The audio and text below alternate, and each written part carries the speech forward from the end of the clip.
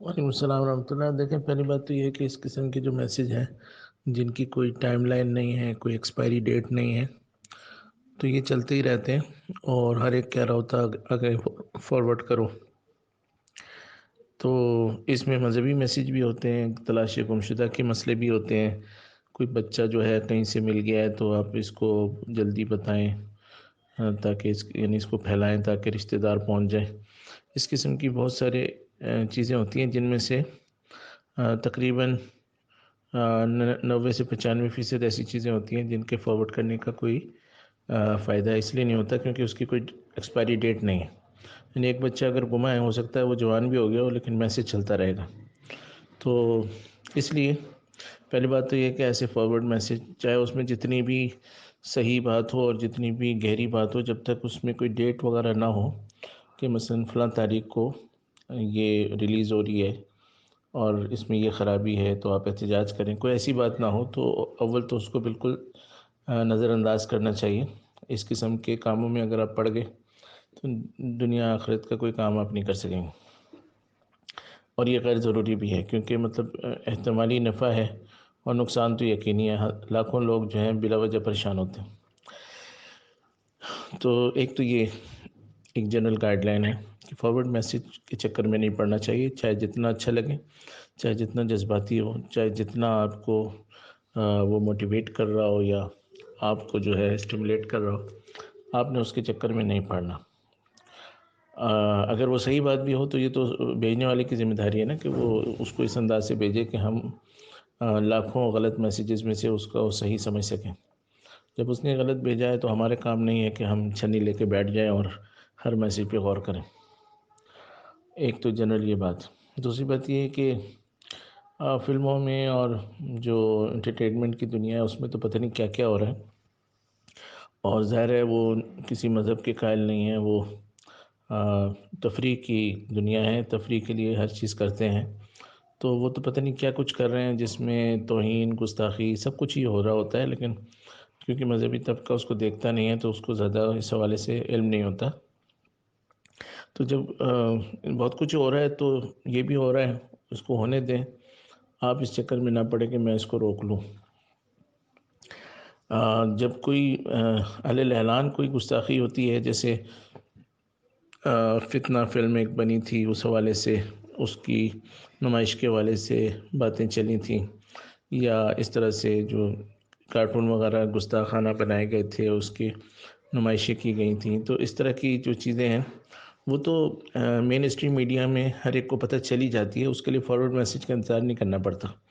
اور وہاں پر پھر بائیک آؤٹ یا جو بھی مناسب تدبیر ہوتی ہے وہ سب کر لیتے ہیں۔ یہ جو فارورڈ میسیجنگ ہے اس سے اس قسم کے مسئلے حل نہیں ہو سکتے، اور یہ انتہائی خطرناک ہوگا اگر ہم ان چکروں میں پڑ جائیں۔ یعنی خدا نہ خواستہ اگر یہ بالکل صحیح بات بھی ہو تو ہماری ذمہ داری اس لیے نہیں ہے کیونکہ ہمیں صحیح جب بات ہی نہیں پہنچی تو ہم کیا اس پر ریئیکشن دیتے، رسپانس دیتے۔ تو ذمہ داری تو اس وقت بنتی جب کہ صحیح معلومات ہم تک پہنچے۔ تو اس لیے جو ہے اس قسم کی چیزوں کو اوائڈ کیا کریں، اور انٹرٹینمنٹ کی دنیا میں کیا کیا ہو رہا ہے اب ہم اگر اس کو ایک ایک چیز کو دیکھیں اور پھر اس کی اصلاح کریں تو بس ساری زندگی پھر ہم یہی کام کرتے رہیں گے، اور بہت دفعہ ہم خود اس سے یعنی گمراہ ہو جائیں گے، کیونکہ انٹرٹینمنٹ کی دنیا میں ایک کشش ہے، تو کشش والی چیز کو دیکھ کر پتہ نہیں ہم اس کی اصلاح کریں گے یا وہ ہماری اصلاح کرے گی، تو اس لیے ان چکروں میں نہیں پڑنا چاہیے۔ کوئی بالکل علیہ اعلان کوئی بات ہو جائے اور مین اسٹریم میڈیا اس کو اٹھائے اور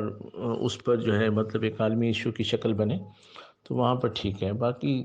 دنیا میں پتہ نہیں کیا کچھ ہو رہا ہے تو ہر چیز کے چکر میں نہیں پڑنا چاہیے۔ ایک سہولت کے لیے میں ایک بات عرض کرتا ہوں، کیونکہ بعض لوگ خیال کریں گے یہ کیا بات ہے، مذہب کے لیے انسان کو جذباتی ہونا چاہیے۔ تو حضرت تھانوی رحمۃ اللہ علیہ سے کسی نے فرمایا کہ آپ کی فلاں آدمی جو ہے وہ آپ کی گستاخی کرتا ہے، اور مقصد یہی تھا کہ علماء کی گستاخی تو بڑی چیز ہے۔ تو حضرت نے فرمایا کہ دنیا میں ایسے لوگ ہیں جو اللہ کی گستاخی کرتے ہیں، اللہ کو نہیں مانتے ہیں، دنیا میں ایسے لوگ ہیں جو نبی کی گستاخی کرتے ہیں،